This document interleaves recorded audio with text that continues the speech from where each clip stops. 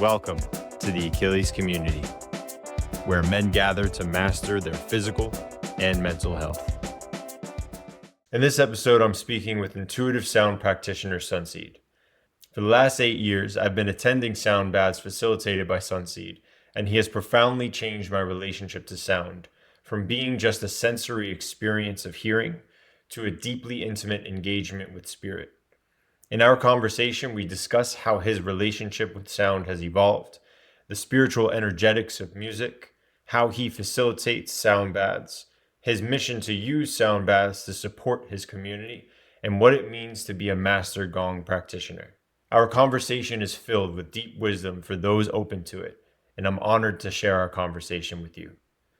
For anyone interested in attending a sound bath with Sunseed, you can follow him on Instagram at Sunseed77. Enjoy. Something that you gave me a while back that's really stuck with me is a completely different relationship to sound.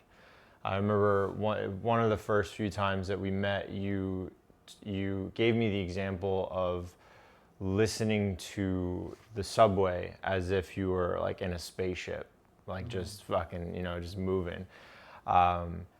And there was a bunch of other examples that you gave me that completely changed my relationship to sound, because I've realized that for myself, one of the points of resistance that I have to living in a place like New York City is the sound, like whether it's a screeching train or honking.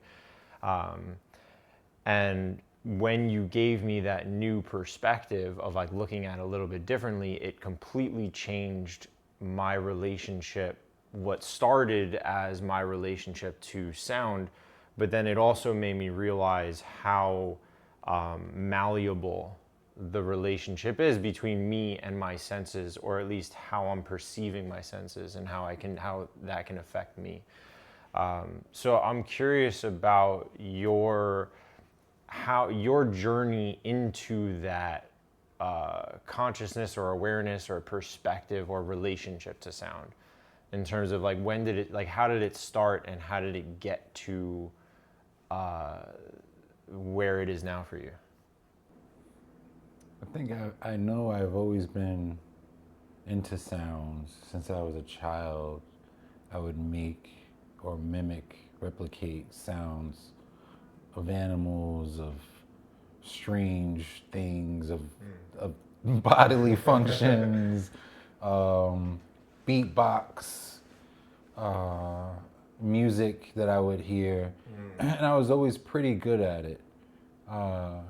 Enough that my friends would always ask me to make that sound, or and growing up, I studied music theory for a little bit in high school, and I ended up going to college for culinary arts. So when I did leave my senior year, I didn't have too much music training, none at all in a professional level, but I had went to a school for music, art, dance. In your high school? In my high school. It was a city art school, public school repertory company. And I transferred there from Park West, which was a culinary art school, which I wasn't doing well in. That's the city art school was in the basement for a couple of years. And when they allowed me into that school, I started to, get more familiar with working with instruments and being around other individuals that were talented singing. And we actually had an audio visual class, which allowed us to go outside of the building and go to different studios. And we had a studio in the school, and we'd be able to do recordings. So between that and a family member that had an actual studio, I started, making my first tracks with house music predominantly. And I did some hip hop stuff too, but didn't get too far into it. Would have stuck with it, but my mother sent me to Johnson & Wales for culinary arts right after high school to get me out of the neighborhood. And so, what neighborhood was that? In Harlem. I grew up in Rangel houses, also known as colonial houses, the New York City projects, right next to Polo Grounds, and that had a lot of rappers come out of that area, and DJs, and music was always had a strong presence there, like particularly hip hop. A lot of it had a strong foundation there, with Rooftop being there and Rucker Park being there, and there were always these block parties where the music would be played. So that my sense toward hip hop was very strong, and I didn't come into uh, holistic sound until I was much older, but I think house music helped me also have kind of pulled me towards more meditative sound, and I was into that since the early 90s, I would say. And the sounds that came out of house music were more transient and freeing, and even though I didn't know it at the time, grounding. And then the vocals, a lot of spiritual intention goes into the words that are being used in house music. And I didn't realize that either when I was younger. Some of the songs that I listened to from back in the days now, and I'll think, oh, that was there all along, even though you couldn't appreciate what they were talking about fully. It was, I just wasn't mature enough to gain the full depth of the lyrics. And it's such a long story how it all leads to it in a sense. But to that point, it sounds like the same thing we were talking about the Last Dragon. Oh yeah. These things come from you're From childhood, magnetized towards things as a youngin that you can't see too far ahead, but these things are with you, and they make more sense. They come into full circle sometimes when you get older. And so the house music had the meditative aspect to it. When I was 32, around 2011, 2012, I had came across something known as a binaural beat, and it had integrated within it sequences of nature. It had aspects of meditative sounds that were intriguing, and those things pulled me into the sound a bit, like I hadn't really registered sound before, even though I always for a long time considered myself a deep listener, because it sounds from house music. That's like the stranger it was, the more I was into that. That's what I would look for, those abstract sounds that people would make into something rhythmic. And the sounds I were hearing were of a quality that were like so clean and sharp, and they stood out like if they peeled off the sound. One of the sounds that I had, well, I didn't know what I was hearing first. All I knew that it was called Bliss Coded Beats. And he was using Fibonacci. I say he, I know the guy's name is Marcus. I can't remember his last name, but he engineered, these tracks of bliss coded, meditative, sounds, tracks.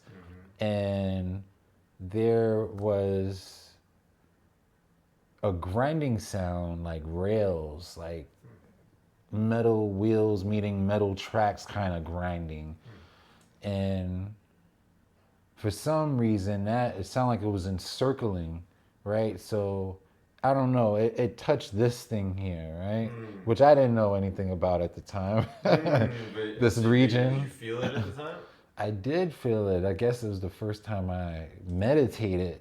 I didn't put effort into it, but it brought me there. There was like this stillness, yet this movement and like a perception of color or light or something strange that happened.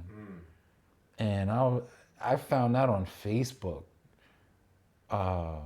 Facebook's just started coming up with groups at the time, and that was like a whole world opening because now you got groups of people that are seekers going into these little chat rooms and feeding off of each other, or I'm getting these first, ideas of this, that, so many things that were outside of my box of confinement and belief.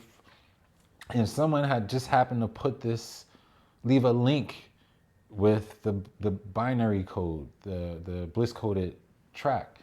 And so I just logged on and I said, oh, let me, check it That's how out. you found it the That's first how I time. found it Okay. the first time. And I ended up purchasing, I think it was like MP3 kind of purchase thing. And he had free samples, still has free samples. And those samples were there was so much happening in it. I keep going like this because it sounds like movement of spheres, right? And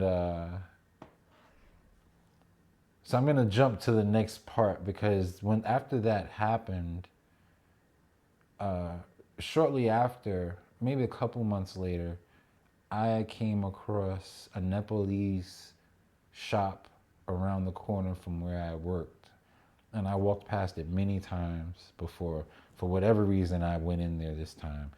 And the guy had all this Eastern paraphernalia and knickknacks and collectible things and garments. And he had singing bowls. And on the bottom row of things, so many things in there. And I had asked him about them, and he had showed me how to use it.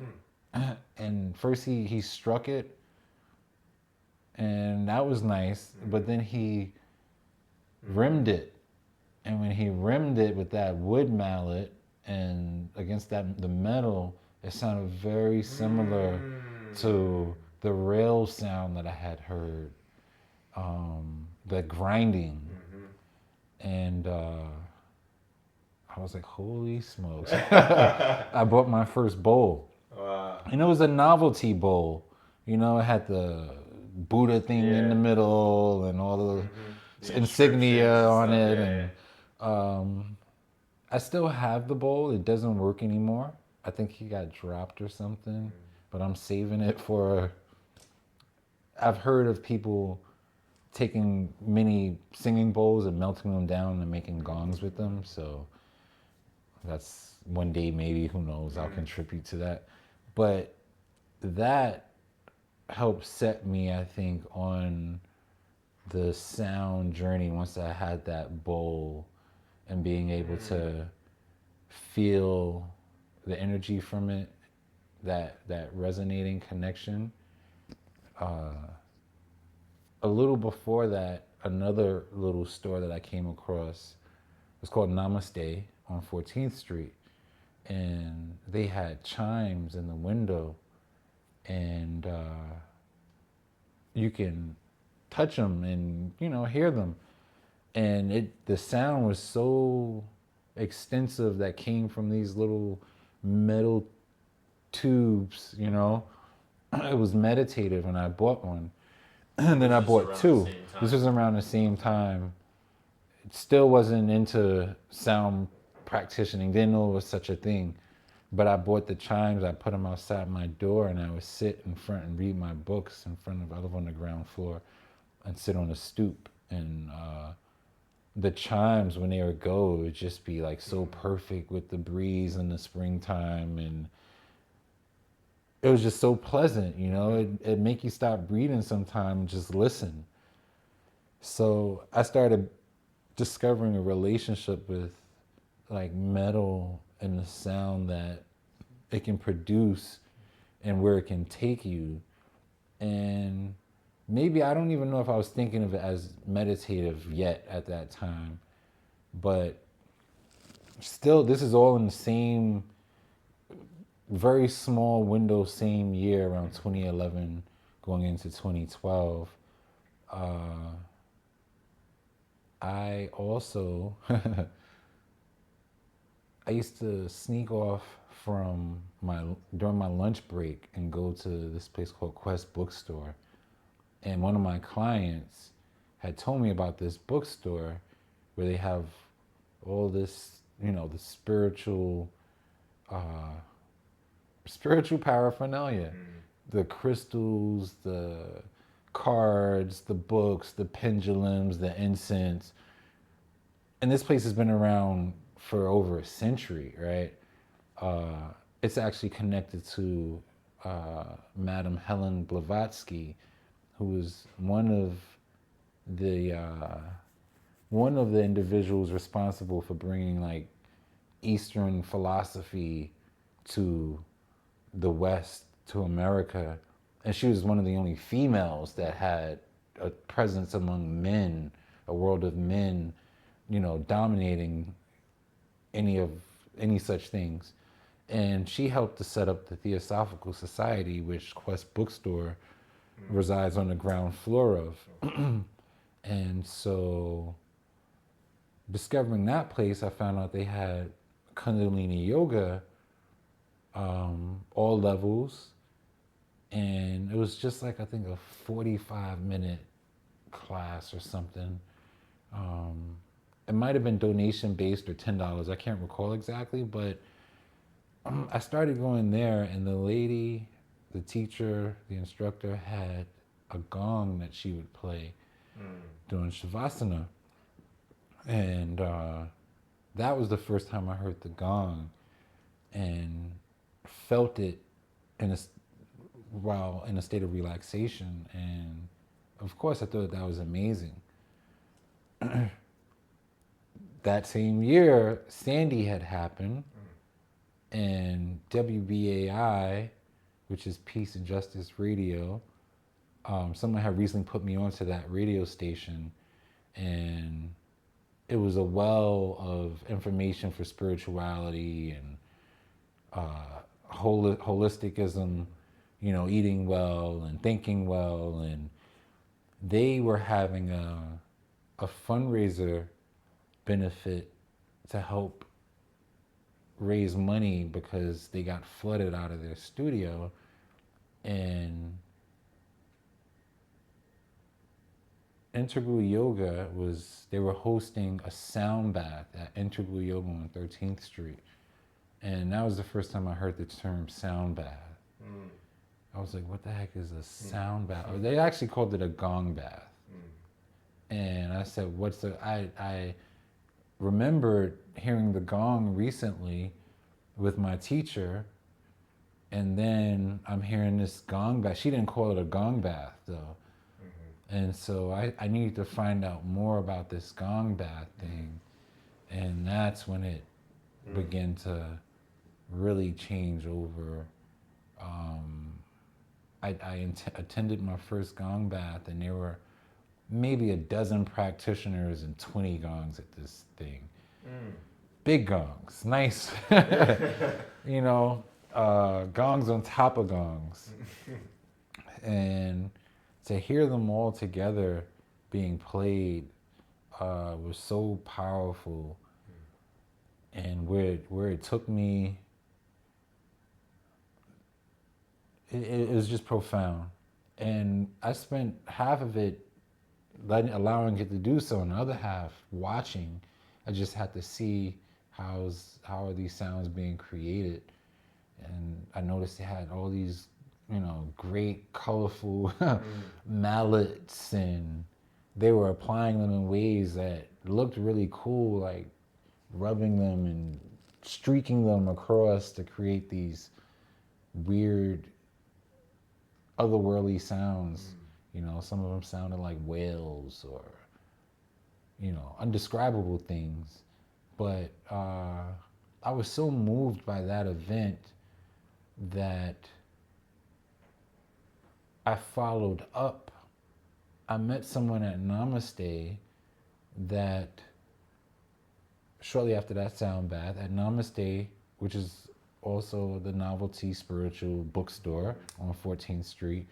And they were actually living at Integral Yoga as a resident. And they were practicing, cultivating their yoga. And they invited me to lunch there. Every day I think 5 days out of the week or so, they would make lunch there, and you can reserve a seating if you want. You can donate for the lunch. It was vegan. And I just started eating. I didn't even just start eating clean. That was one of the first times, to be honest. I had an all vegetarian meal with no meat and dairy or any of that. And it was delicious. Was that also the introduction to that like way of life? Absolutely. Okay. And it sounds like that space was where like both consciously and subconsciously opening you up to a different layer of living, or a different way of living. Absolutely. It was like an oasis in a sense. Just walking in there, the smell, it has the Indian incense smell, which was different for me then. They have the market next door. They had the market next door, which was all organic produce and, all the healing medicines, all natural deodorants, toothpaste. Everything in there was natural. So I didn't know that existed, It wasn't like a Whole Foods back then that was around where you can get everything. Right. And did you instantly feel allured to that way of living, whether not necessarily like super clean all the way into it, but in the same way that you were very subtly drawn to that metal sound, which eventually led you to the bowls? Do you feel like being introduced to it in that way slowly led you down the road where you are now? It had to have. It must have. Everything was coming in that direction, moving in that direction, without effort, in a sense of like it wasn't contemplated. It just fell together. Like these things were leading from one to the next, like no coincidences type thing. The fact that I had just went to a sound bath at that place, and then to meet this gentleman, and he referred me back for lunch. Just a genuine individual, kind of like you, in a sense of like his. It was just I felt like I had some type of connection with him, just meeting him for the first time. I never went and had lunch with another male before, and it didn't seem like it was he was hitting on me or anything. He come back and have lunch with me at this place, and I said, oh my God, I was just there, just went to a sound bath. While I was there having lunch with him, I saw a posting for a training, Gong Yoga of Holistic Resonance, with the Grand Gong Master Don Conroe, who led that sound bath I had went to. I recalled seeing him there, and I don't think I spoke to him or anything. I did notice that there was a black man there playing the gongs, the only one. And I thought that was interesting to me. It was a brother, he had a little fro. And I was like, huh. I had never seen people playing the gongs anyway prior to that, other than doing goofy stuff on television or whatever. Right. Which is totally like a misrepresentation. And I ended up meeting him again, of course, that gentleman.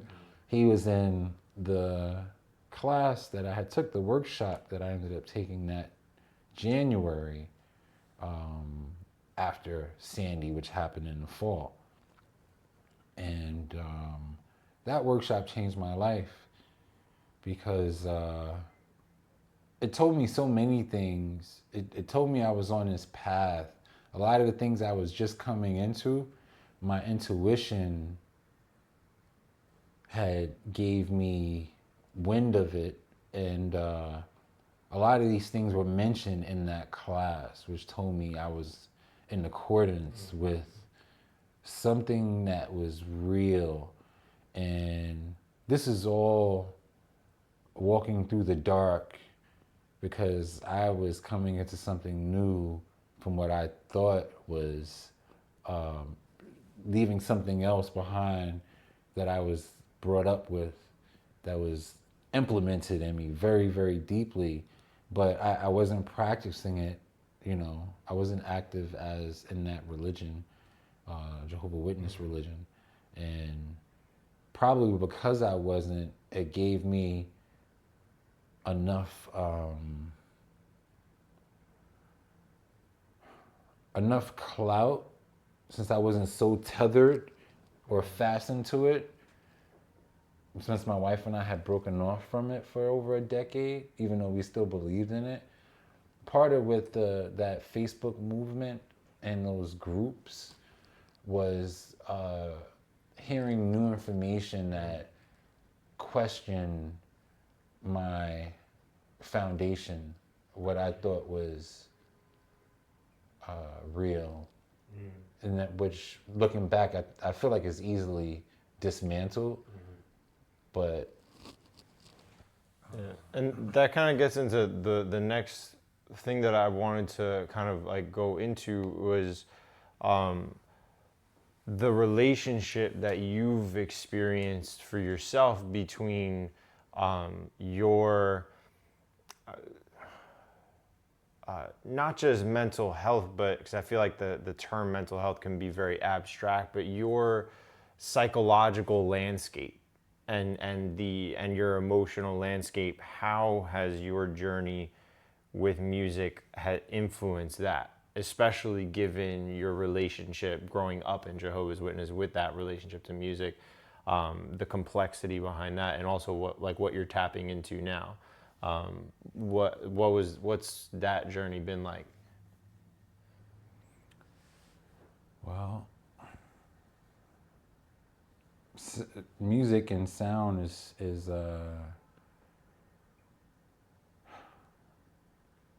I think I've become so much more sensitive to music in general now. A lot of what I could listen to growing up, I have a hard time listening to now.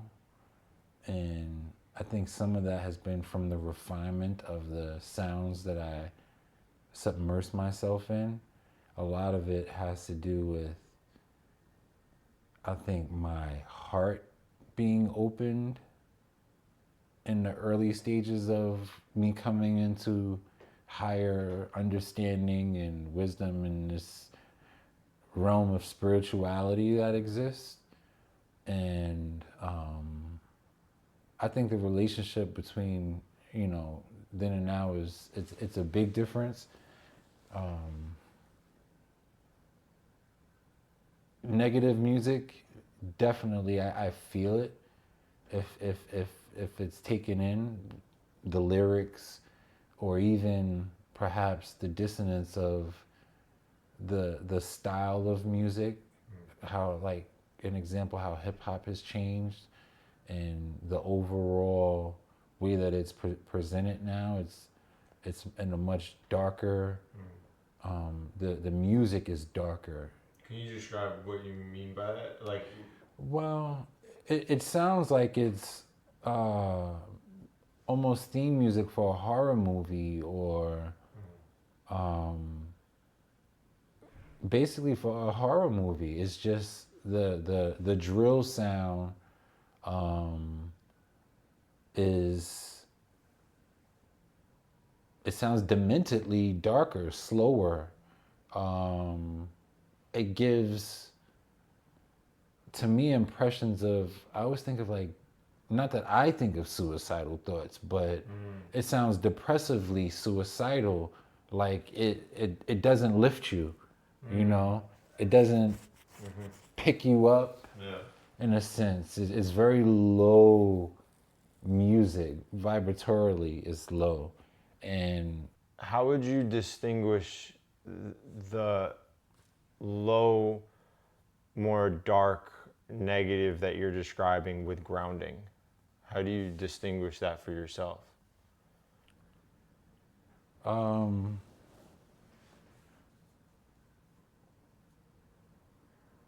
For me, I think that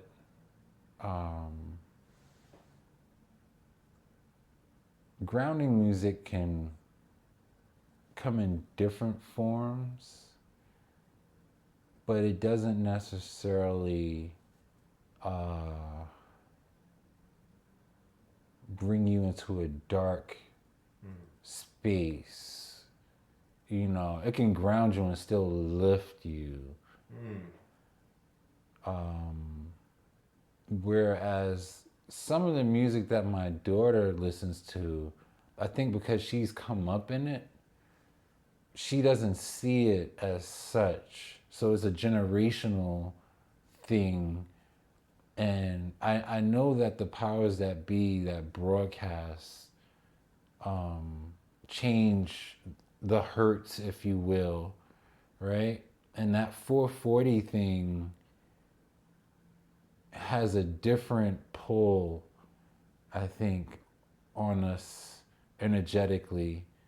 The lyrics to it, they've remade a lot of songs in the last 10 years, but a lot slower. And I say to my daughter, how can you listen to this? It's so slow the way it's playing now. And it's like, you don't feel that? That's just, it makes me want to go sit somewhere and be depressed. I'm like, where's the happiness in it? And it goes right past her. Like, she doesn't see it, but it's just there for me. Yeah. You know? So, it's a tricky thing, you know. I think it's elusive. Because to be able to do that with music and it go right over your head is very dangerous. Yeah. You know. So how would you teach somebody or get somebody to be aware of what you're speaking to right now? Because like when you made that comment to me about, you know, the changing like perceiving the noises of being in a train as like being in a spaceship, for me, you kind of said it and it shifted something in me, but and I was able to kind of just start playing with that on my own. For somebody, whether like your daughter or just people generally who just are just listening to music and kind of taking it in without necessarily being aware of what's happening, how would you teach somebody or instruct somebody into that deeper relationship to music? I think you got to be touched by it, you know, in a sense. I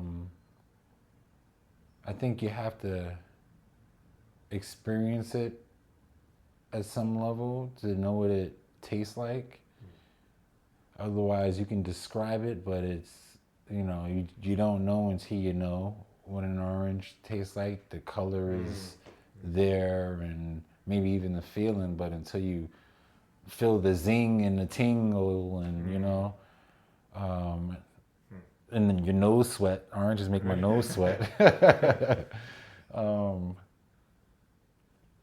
I think that the experience is ultimate, and then, you know, through that you have a sense of it. Like, it would have been hard to describe, you know, putting yourself in that portal thing on a subway and a train unless you had a taste of it already, you know, to be able to perceive it in that way. as wonderful as the imagination is, I think sometimes you have to still be able to have had a taste to know. And because, once you experience a sound bath, it's hard to describe a sound bath in the way that I do it to someone. I do it all the time to my aquarium clients. All of them. I pitch it to them and I get the same reaction from most, like, and they change the subject. I'm like, if you only knew, I wouldn't be here cleaning your fish tank right now. Right. You'd have me over and you'd be laying on the floor, and they don't know. I pity them, Oh, this fish tank is so nice and it helps to relieve my stress. No, you need to let me, gong you. Then you'll see for sure, I think you got to know it a little bit. Yeah, I remember whenever I try to, and like over the years that I've known you, like anytime that something's happened, like I'll invite a friend to try to get friends come through, because it really is a, I hate these like words like transcendental. Like I remember during one of the gong baths with you, I legit started feeling like I was flying through space. Like I started like seeing different like planets and things. Like it legitimately felt like you were just taking me through space. And the stress, so much of the, whether it's gong baths or just spirituality in general, or just like so much of it has gone down a very medicalized route of like doing this for stress relief. Self-care. Yeah, and there's tons of benefit to that, but I feel like we can get stuck in that one-dimensional perspective or approach to something. And something that I love about gong baths or just sound baths or just how you, or just really just the gong bath experience with yourself made me realize that there's more than just relaxation here, that there is actual journeying to be done in the soundscape. So for yourself, have you used your relationship to sound or instruments or playing music specifically for your mental health? And then also, has that journey brought you further beyond than just mental health? Definitely. This has been life-changing for me because it has kept me grounded. I stay grounded most of the time because I'm dealing with, these tools, the Om engine, as I like to call the gong. And I got that from Don Conroe. These things they can move molecules, get them, going, arouse them. And it can take you to another place, even though you might be idle. You can traverse the cosmos in a sense, or visit a past life maybe. For some people. People go different places. For me, it keeps me grounded because I have to walk a certain walk, the walk that I talk, I have to demonstrate, in a sense, the potentials of what it is that this can do. And so I think I'm my own best subject. Even as I'm playing, as much focus as that takes, every time I'm finished, I feel like I'm coming down. It takes me sometimes I have to lie down before I pack my stuff up, because the come down is like, it's gradual, but sometimes it just hits, and I need to relax and really take it in. Is oftentimes once I get in my vehicle after I fully packed and put everything in, it's like, whew, like I can reflect on it a little more and taking things. Usually after a session, I'll ask people if they like to describe or share their experience. And a lot of times people can't come up with the words. It's not till they get home and they can, sit in some quiet again and let the mind kind of re-register what it was. And some people can pick it up pretty quick and tell you, hey, I went to this place and this sound did this or that.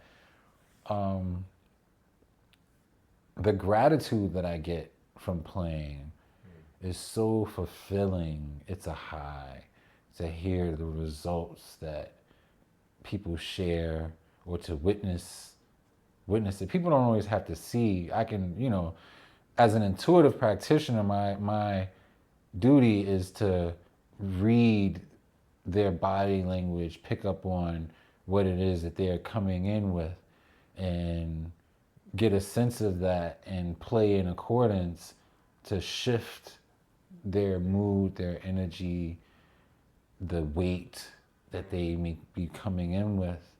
And going from person to person, when I'm in the field, as I like to call it, when the folks are lying down and I play over them, each person gets something different from me based on how I perceive, their presence.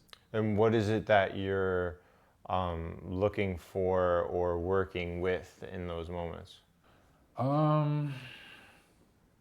It varies. I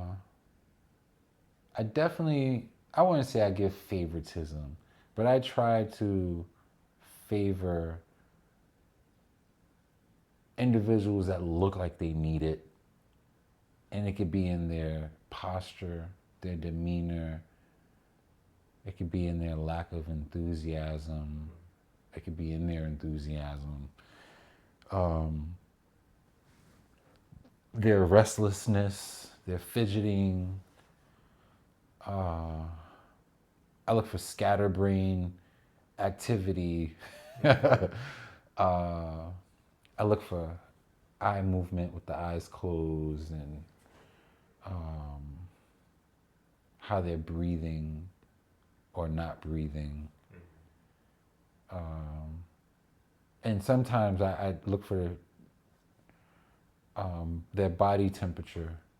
They're feeling cold, or if I'm close to them, I use my Reiki intuition to kind of guide me where I feel they might need the most, direction from the sound, a little extra.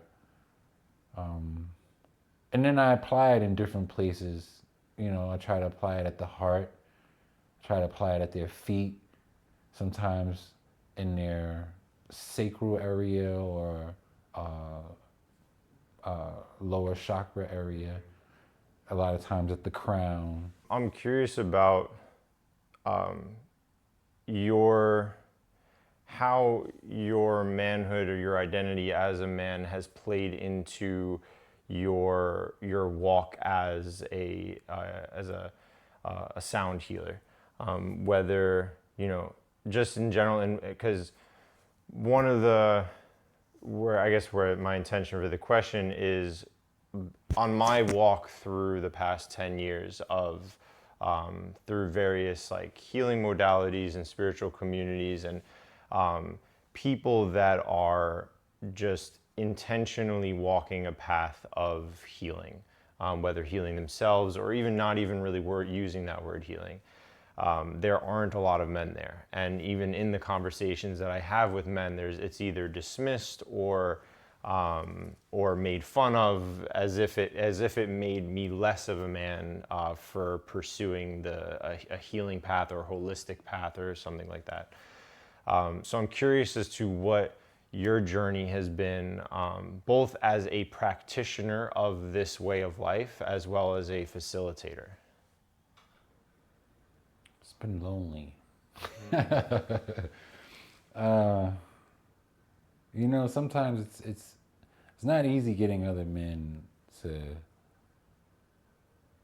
participate in their own self-care, or to support your ambitions of self-care. And for me, I always have to refresh myself to keep on keeping on.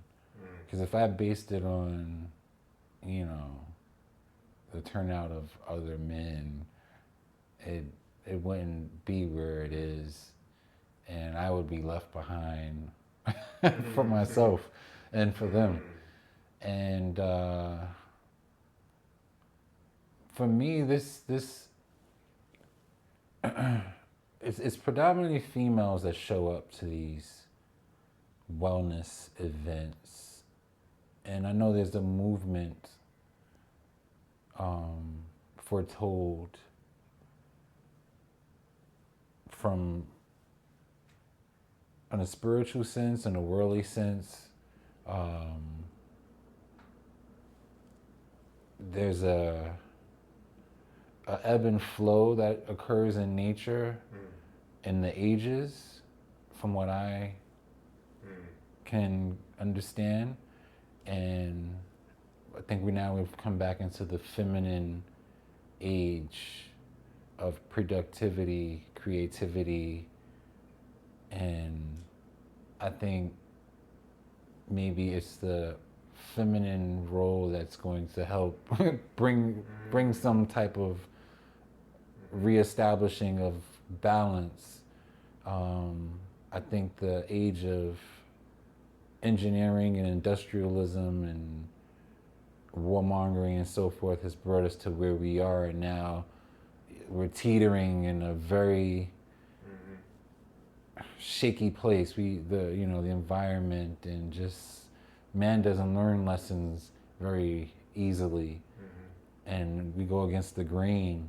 And I think that it has to be that feminine quality implemented into every facet of our establishment, which is otherwise it's not gonna, it can't be in accordance because it's not designed properly, That being said, thankfully, I think I have feminine qualities naturally. As a Cancer, I think it's probably the most. I'm the most Cancerian first, and I think having the maternal paternal qualities allows me to get in touch with that aspect of receptiveness, and to be able to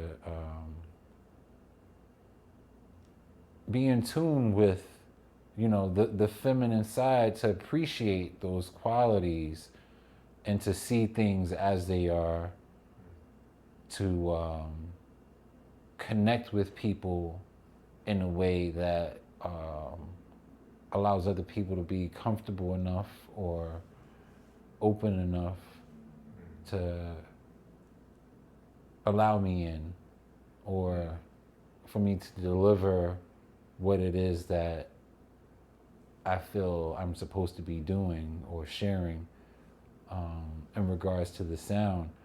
It's hard getting them in the space, but once they're there, it's a wrap.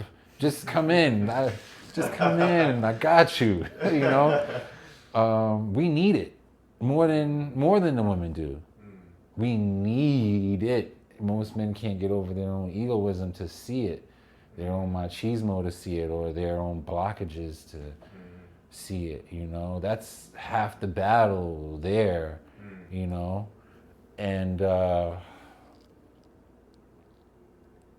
I like to ride the momentum of other men. Pause. But what I mean is, if there's an initiative already in the process where men are working on themselves, and man, jump on that and move with it, because it takes other men to lead other men. You know what I mean? Like, that is so instilled in us. It's like a block, many blocks. If there's a macho man, or a man that has the man presence, and other men can gravitate towards him, and he still has that soft enough quality that he can reason with them, and they believe in him, and it's not corny, and it's not, I'll rock with him and coattail him so that I can find my way to these other individuals. And that's been that part hasn't been easy yet. I haven't fully cultivated that naturalism to get them in yet. I'm still working on it. Sometimes I feel like I have it, or I've established something, made contact with someone or a group, and then it doesn't reoccur. I can't really name it. I can't call it. A month ago, I had maybe 5 men in my sound bath class, and I was so happy. There was more men than women, or it was about the same. And they all had great things to say. They even left reviews on the website. And I did not see them the last 2 sound baths. Like, the momentum just stops. It's not following up and bringing someone else. So sometimes there's a lot of discouraging feelings. And I still keep pushing on. I know I have to. This is New York City. There's so many things happening all at once, and we're all going through so much. I try not to take it personal. It becomes repetitive to remind myself, though, especially as a sensitive person, I have to always think of the mission and what it is that I'm doing, and other people that have done movements and had these dreams, and how, they motivate me. It's a little utopian, But, I think music touches everyone. It's the world's medicine. You don't have to say much. You don't have to be of the same creed or likeness or beliefs for it to give you what it gives you. And I know holistic sounds work, to renew us or to give us that clarity. And I think the mission for me is to be able to have it's altered over the years, because I realized that some of it was just too big of a utopian dream. You can't save the hood with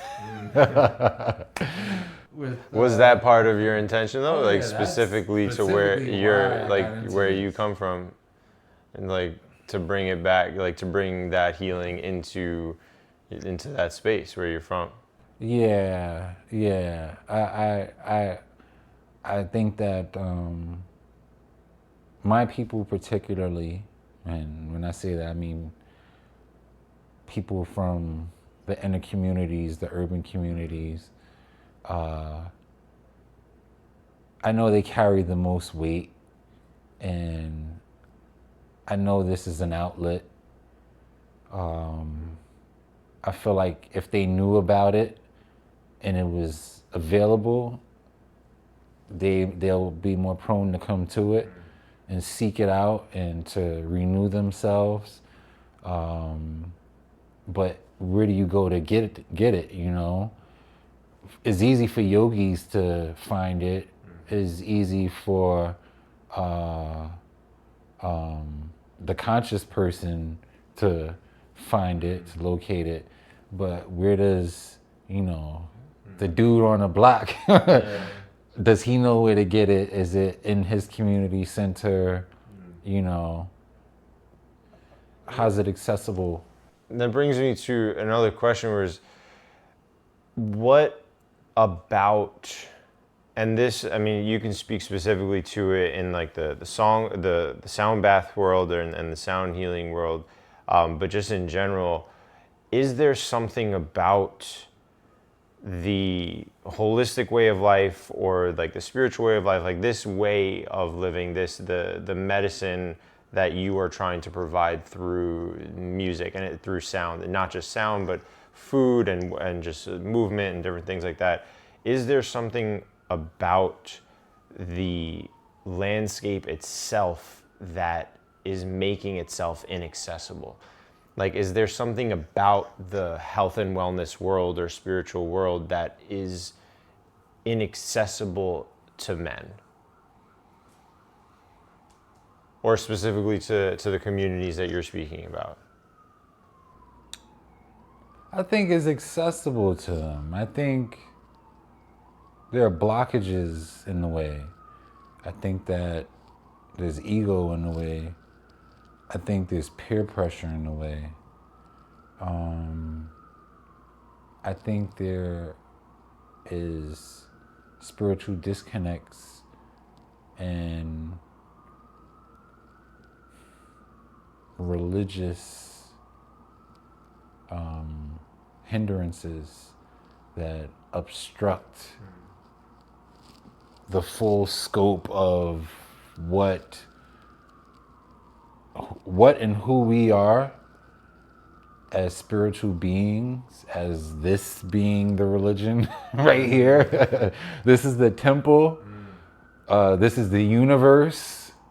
You know, everything outside of this is out of your control. And for most of us, some people have longer reach, and that in itself is suspect because of how people have what they have, and it's slated in many cases. But I think that a lot of people have inherited certain conditioning and mindset, and I think that taboos play into it, and we limit ourselves with some of our teachings and upbringings. And when you can escape that, or escape the peer pressure, or mature into something new, adapt into something new, then you get new results and you find a different tangibility. And the holistic aspects of our existence is not commonplace in society. You know, now it's becoming more accessible and more trendy, and this is making it more available to people because it's becoming a little more mainstreamed, or, you know, word of mouth. You hear from the next person, hey, you know, you really need to try this. And maybe they were of that religious relationship, and because they've given you a little clearance, you know, you might put your toe in it a little bit. You know, we have so many shackles that we're up against, and I think some are harder to get off than others, and you gotta kind of work your way down to, you know, what's in you. There's a lot of fear that I think keeps us away from learning deeper aspects of ourselves, or reaching into our own spiritualism. And I know that's different for different people, but there is a underlying thing there that can be built upon, which most religions are really about, but it's encoded. You know, the Bible is all really about this here, but you have to know how to, you know, decipher it to really see it for what it is. You know, the whole Christ consciousness thing, to the seven candles and Jacob's ladder and so many different, you know, analogies, and you just have it's mysticism. And I think coming into your own is mysticism too. You know, for me to get in touch with who I am, I had to go to Quest Bookstore, and that place is built upon, you are the shrine in your own, and you have to disassemble things, take it apart, go into the dark to see the light, and come out, you know, renewed, and forge yourself in the fire of your own coming. What's something that motivates you through that, you know, given that, and I know that for myself as well, like the obstacle or the most challenging part of the process is moving through the fear or overcoming the fear, you know, going into the darkness to be able to come out the other side. What motivates you through that cycle? The mission motivates me. The fact that the universe keeps giving me the tools, like, here you go, you know, keep going. Every time I think I'm gonna wean off a little, a new opportunity presents itself, or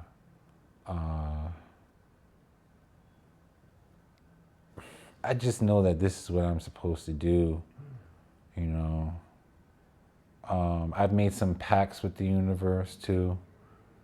You know, I have my son, he's 6 now, and part of there's some deals that I made with the universe. If you give me a son, I'm all yours, you know.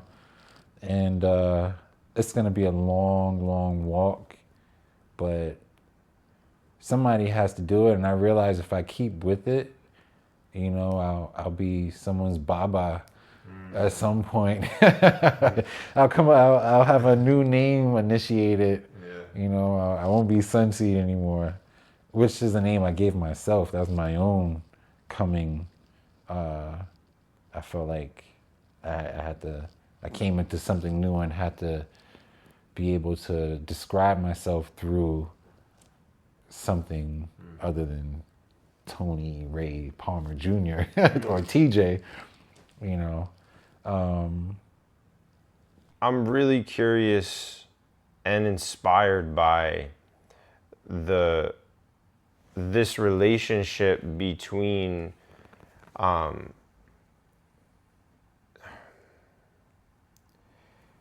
healing and spirituality. For one, I'm just obsessed with that, you know, as a concept and as a practice, you know, just healing and spirituality.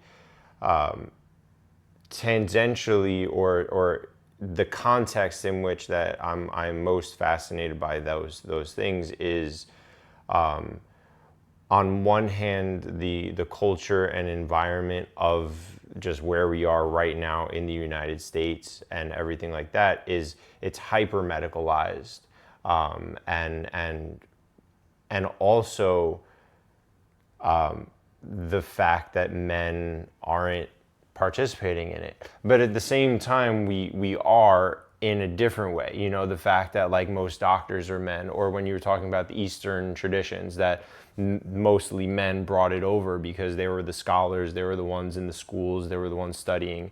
So in one sense, like we were the ones in power or in control systematically, but we're not the ones participating or practicing And obviously, like there are different levels and dimensions to it that I'm speaking to, but it just fascinates me that I got into this like 10 years ago, and it just blew my mind that there is a way to make life a little bit easier for myself and everybody else by healing, whether it's traumas or wounds or pain or whatever else it is.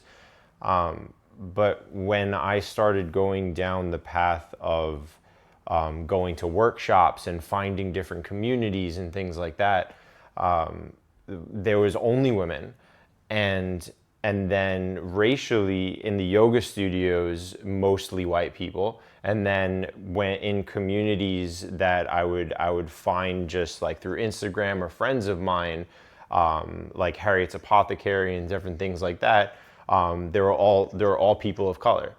So then even racially, there's segregation within the healing community, or separation within the healing spirituality community. And then also through gender, there's also separation in that. And obviously, like there are historical systemic reasons for those separations. What fascinates me the most is, and as utopian as it sounds, how do we come together for the sake of healing? How can we be brought together for the sake of healing? And that's something that fascinated me and has attracted to me to Gillian, to you, and just to just spaces where I felt almost like those things didn't matter, even though they do. There's multiple ways of, getting to the answer. A lot of what's behind the mission of the Achilles community is something that I don't even know yet. The overarching mission is for me to get men together to just have these conversations. Just getting men together to just talk about, what, like, just to talk, just like, it's not even about these deeper things. Is like you're saying, like, we need it, but we're not going after it, and there's that juxtaposition. Like, it took me a long time to just even recognize that I was in pain, or that I even felt pain in an emotional way. And that really started putting me down the path of like taking this work a little bit more seriously and asking deeper questions. Men's groups are needed. When I started working primarily with the Noble Touch with Jeff in terms of energy healing and things like that, it almost feels like I've been trying to figure out a way of like defeminizing healing to make it more palatable for men. That's why like I had to specifically start saying like this is for men to even start paying attention. Do you see anything in terms of how you walk, or just like the services or sound healing? Do you see ways of framing this way of life that makes it more palatable and attractive to men? I'm working on that, I was thinking of, I think for some men that yoga could be, has a feminine connotation to it. And you're doing these stretches that some of them are vulnerable looking. They don't look masculine to do some of these asanas and poses. And I think, of course, yoga is totally about giving back to the self and cultivating it into the oneness aspects of everything. And so it's utterly beneficial, right? But what's similar to yoga that is but isn't is stretching. Stretching is cool, right? You can stretch and still be masculine, and we all need the damn stretch, right? It's something that's pivotal in our conditioning, just to sit, stand, basic things. One way I've been thinking of presenting it is just as a stretch exercise or something. Very short, expansive time given to stretching. Nothing crazy, head, shoulders, knees, and toes type thing. Just to get movement going in the body. Sound bath is, I don't feel the sound bath is feminine, but there is a vulnerability. Even the word bath for guys, it's like, I don't take a bath. Yeah. I just do pits. You're right, yeah. Ain't no face.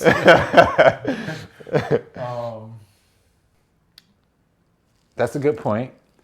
So maybe rewording that, but to incorporate, to still get them to the stretch and to the sound aspect, you know. And I think you gotta cut to the chase, not too much of the woo-woo talk that's very basic, you know. Maybe add the word strength to it. You know, it's tricky. We gotta dupe ourselves into becoming better at reaching ourselves. But there definitely is an approach there that needs to be implemented, I think, for it to really register. And it's a shame, but it is definitely what it is. It's beaten out of us to be sensitive to, and I think it also goes a lot back to what you're saying about like your daughter not being sensitive to the physicality, and I think for a lot of men it's that same way, that we were desensitized to a lot of it. Like, even I remember when I was saying before, like I was in a men's group maybe like a year ago with a friend of mine, and he described his emotional experience as painful.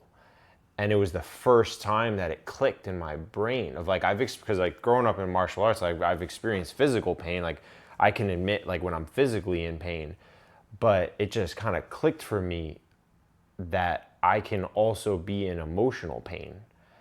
And it was a huge moment of me realizing how desensitized I was and how brainwashed I was, like as a man, you know. And no one ever explicitly told me like, as a man you can't feel pain, but through life it just slipped away, this awareness that I was in pain.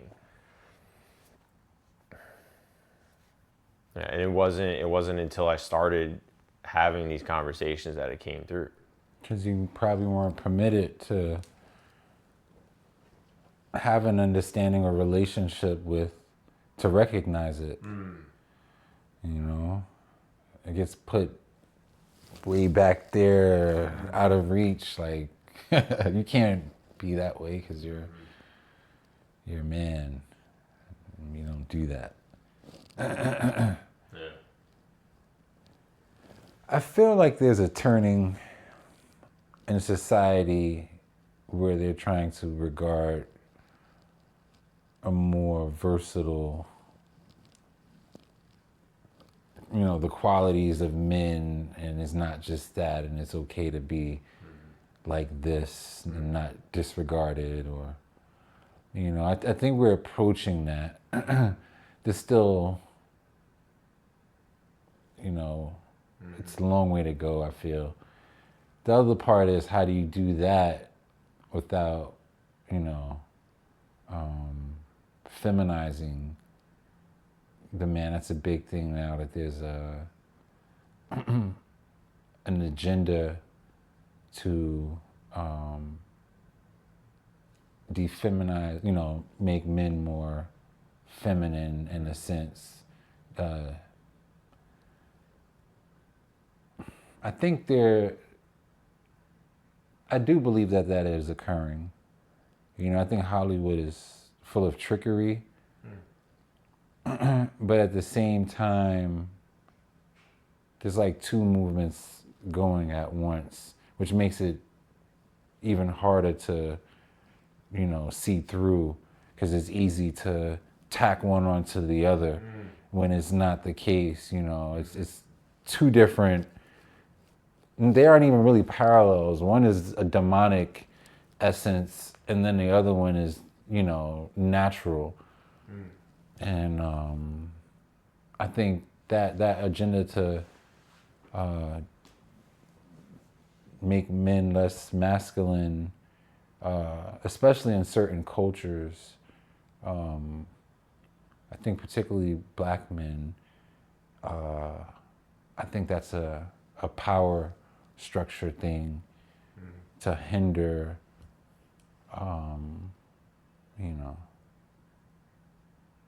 a race. I mean, we're in a race, but it's like a race. That aspect of it is a race because, you're trying to keep someone from reaching their potential of getting, the masculine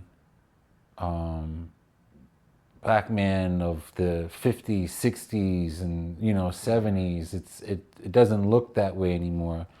Just in the music alone, it's so obvious, and how groups are presented and what we sound like, and What's the relationship that you see between what you're describing now and what you mentioned earlier, in terms of like there's a spiritual ebb and flow, that of like a natural kind of ebb and flow that happens, and like from the conversation we were having about men going into the healing community, and that like that has a lot to do with the rise of the feminine energy into a place of power. How do you see that, or I guess what is the relationship that you see between that and the more manipulative, demonic sense of it that you're describing?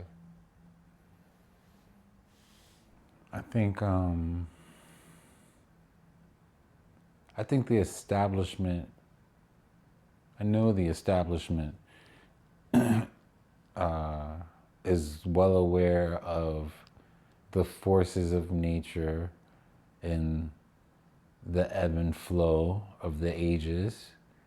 And I think they know that their time is dwindling, and they gotta throw the full gambit in, all their resources at this present last days and times, as their last days and times.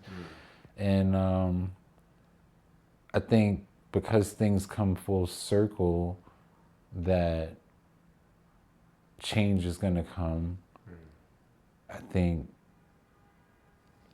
the consciousness of the cosmos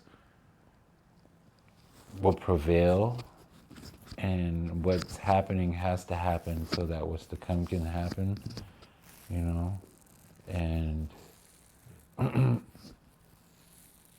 I think we have to be brought down to be rebuilt in a sense. You're gonna trip over our own faults, and the faults are in the foundation itself. So it has to buckle.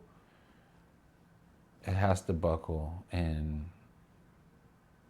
I think when that happens, I think women will have their foundation sturdy enough that they can help pick us up and get us in the right accordance, metaphorically.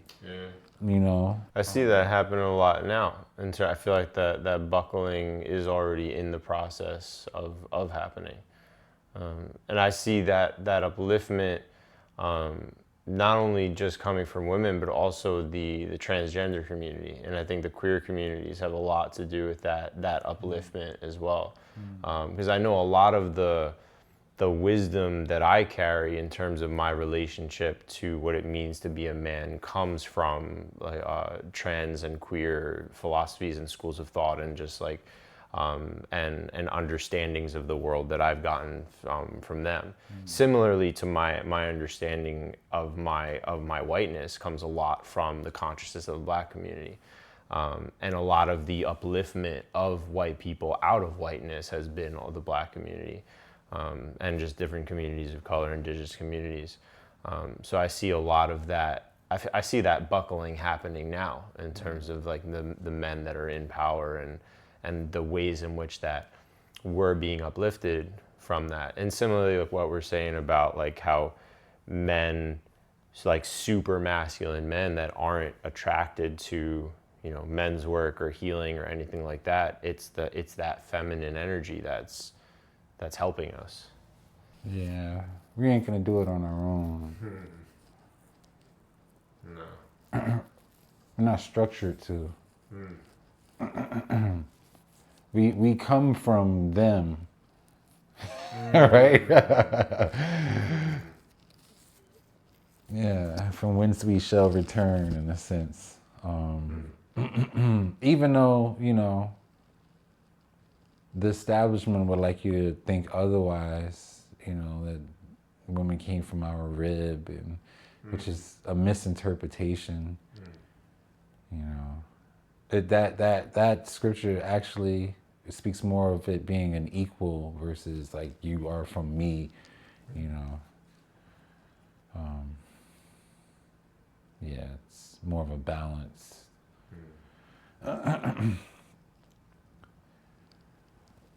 One way or another, though, we're gonna have to come into ourselves. I think it'll be in our lifetime. At least, I think the culmination of things will crumble enough so that in our lifetime we have to see the regeneration of it. I like to think about it as like there is only one lifetime. Because when I think about the mission, even the mission that you have, the mission that I'm on, for me, the mission has to be bigger than my lifetime. There's definitely things that I like with the Achilles community. Like I want to see certain things happen as much as I can with my personal mission. But if I put too much weight into my lifetime, that feeds into way too much of my own anxiousness and ego and a bunch of other shit. So I know for myself, the mission I see as, like you were saying, it's gonna happen. And it's just a matter of us being in the flow of that. I think you pick up friends along the way that help, you know, carry you with the flow, and some of them are oasis for you, little islands for you to gather yourself, learn from, get what you need, and get to the next point.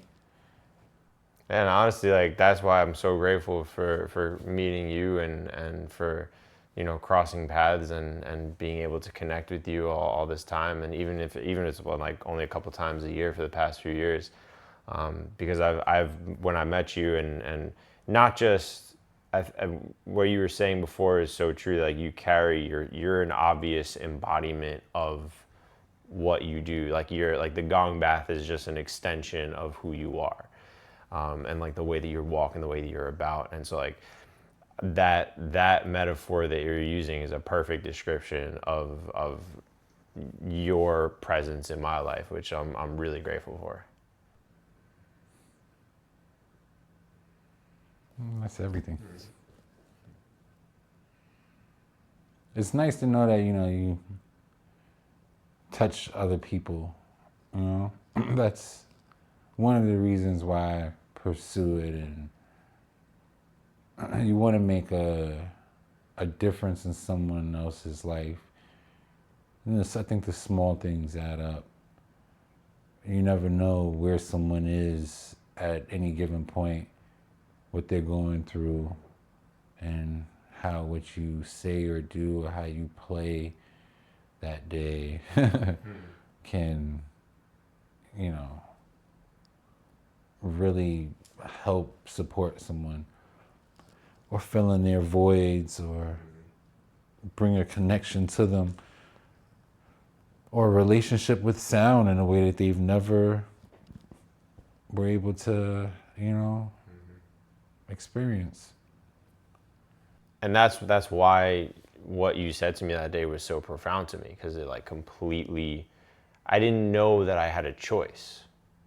I didn't know that I could not hate listening to a screeching train or the cars honking.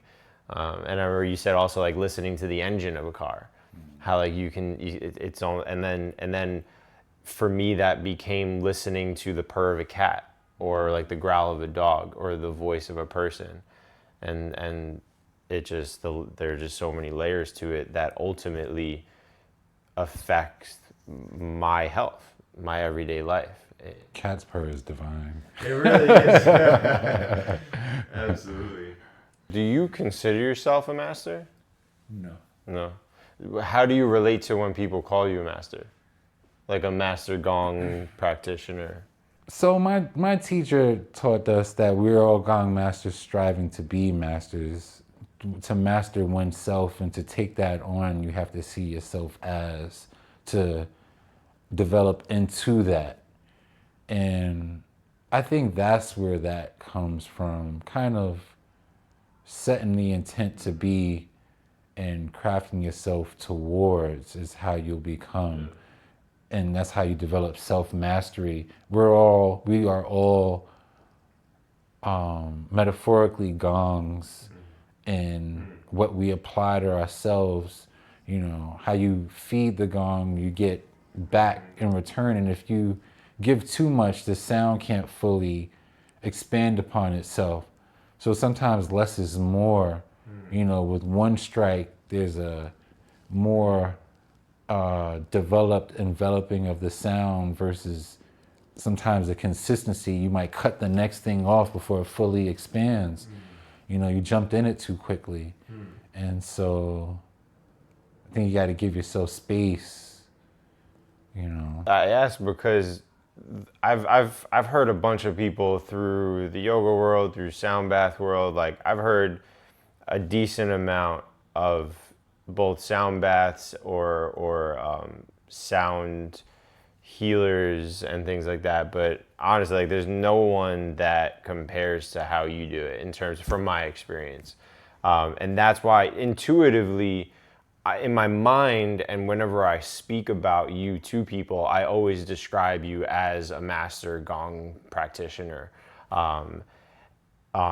because I can feel how deep you're in it and how intuitively you're in it, where you're playing it differently than just somebody playing an instrument or hitting or rubbing or there's a completely different relationship that's present, that I can sense and that I can feel from you while you're in it than from other people. It's so intuitive for me now, and it's so much about feeling. Feeling the gong out, feeling the sounds out. It really does come from a heart space with me. I really play to my heart. I don't know how to describe that. I just don't really. But the purr of the gong, I could feel that thing, and I just feed into it, and I let off, and I feed into it. A lot of times I cry when I play just because that feeling it feels so good. But when I can see others raptured in it and they look like they don't want to get up, I look at my wife and I just like, we got him. We do that all the time when we're playing, Beautiful. Yeah. Master is a funny word. I like that word adept, you know? What? Adept. Okay. Yeah, it gives room, I feel. It says that you're, you know... Is it different than student in terms of like the meaning or etymology of it? It says that you're proficient enough to do the do, you know, that you know enough to do it and that you're good at it enough to be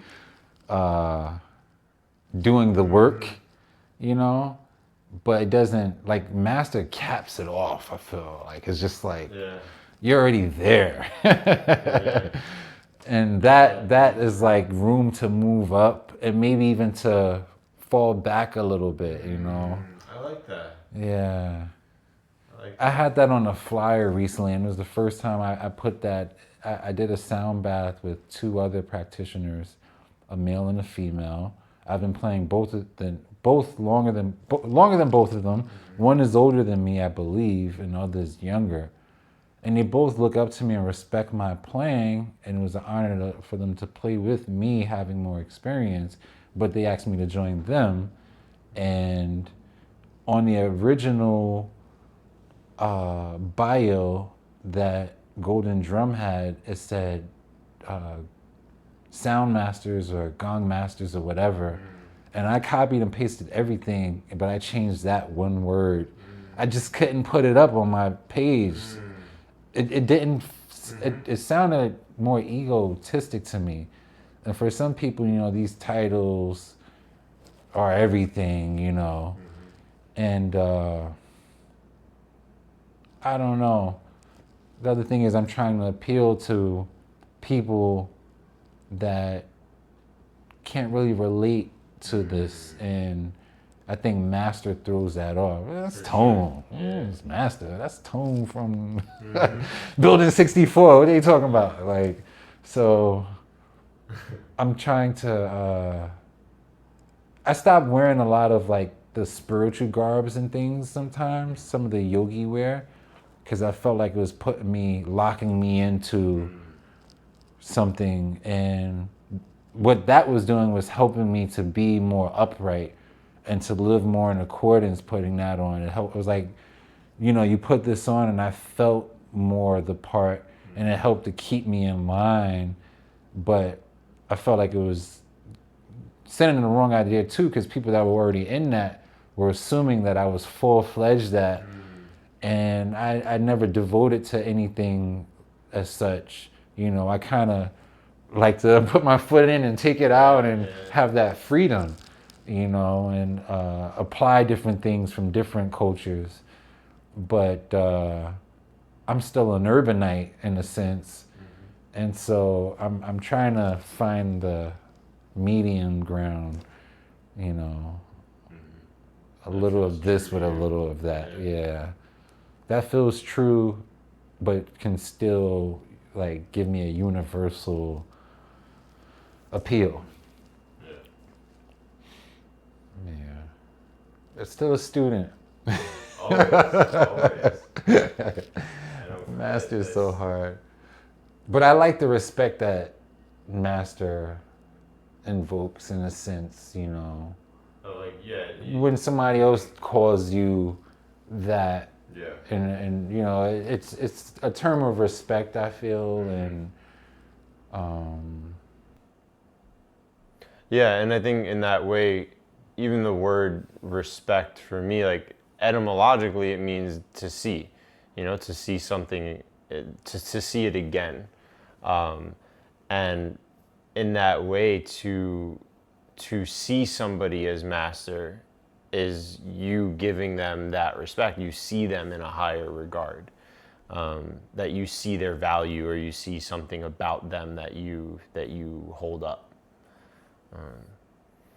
Yeah. So, but it's hard to not let the ego feed into that at that point. the ego is something else. It's very, I don't want to say sneaky, but it's elusive also. You know, it plays such a part. It goes right past you. You don't even unless you know, and sometimes it's still hard to see it for what it is, you know. It's a very powerful enabler, and ego can giveth and taketh. You know, it's up there. It's up there, man. Well, Sunseed, thank you. Yeah, man. I really appreciate you, brother. This was a pleasure.